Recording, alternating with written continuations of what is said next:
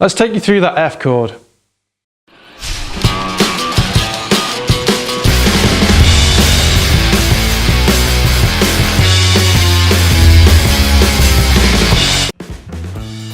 So there's so many versions of the F chord, I'm just going to take you through a couple of them, but hopefully that's the one you're looking for. So we'll start with an open variation first, i.e. not using a bar chord. And we're essentially going to use all of our fingers. So using your first finger, we want to play the B and the E string on the first fret. We then want to put our second finger on the second fret on the G string. There, those three.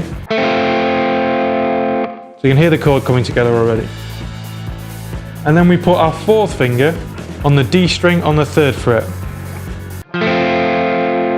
So you can hear the chord getting more bass to it as we're going lower down the guitar. And then we put our third finger on the third fret on the fifth string, which is the A string. And then what we do is wrap our thumb over the top and just using the muscle behind this knuckle, see better there, that's wrapping that over there. We just want to touch the guitar onto this. We really want to get the guitar neck in our hands as solidly as possible. Wrap round, nice close grip, and bending all the first knuckles nice and straight away from the guitar. And then we play it all at once. That's the F major chord. And that's an open version. So let's take you through the F minor chord now. And what we want to do is play the bar chord. So we're going to play a bar on the first fret, and we essentially want to play our E minor shape, which is here, using the third and fourth finger on the second fret.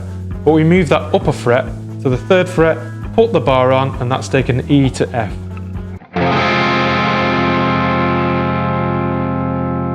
So that's the very lowest way you can play an F minor. We can actually play another version up here using the A minor shape. So we slide up, right up here, and we want to put our second finger on the 9th fret. Then we want to put our third and fourth finger on the 10th fret in that A minor shape. So we've got the second finger on the B string on the 9th fret, and we've got our third finger goes on the 10th fret on the D string, and then we've got our fourth finger goes on the 10th fret on the G string. And our bar just plays from the A string to the bottom, sat there on the 8th fret.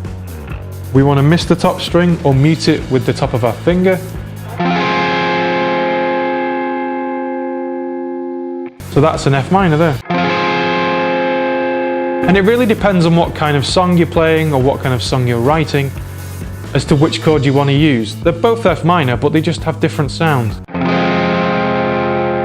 That's much more melancholy and dramatic and dark, which is probably more associated with quite heavy songs. But the actual F minor up here probably sounds quite nice in other contexts. A bit more delicate sounding potentially. So we can take that shape and actually, because we played the minor shape, we want to play the A major shape, but with one finger. Take the third finger. So this takes us to the F major up here. So essentially we want to keep our bar there on the 8th fret, and we want to play this shape here where our third finger covers the D, the G and the B string all on the 10th fret. Playing the same from the A string, we